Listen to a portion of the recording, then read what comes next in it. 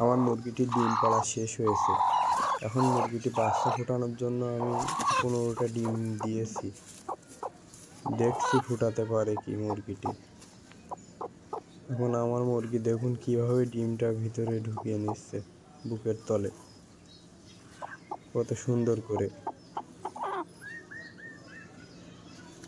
দেখুন মুরগি ডিম কিভাবে টানছে, কত সুন্দর না লাগছে দেখতে। মুরগিটা ডিমগুলো সব ঠিক করে নিয়েছে।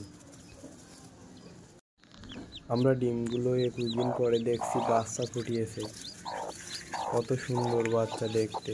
এখন দেখুন একটা বাচ্চা পরে ফুটছে, সেজন্য বাচ্চাটা একটু দুর্বল। খোসাগুলো বের করে দিচ্ছি, কারণ খোসা থাকলে বাচ্চাদের সমস্যা হয়। খোসাগুলো সরিয়ে দিবেন এভাবে। দেখুন মা মুরগি বাচ্চা দেখুন কি করছে। বাচ্চার এখন খাওয়ার সময় হয়েছে।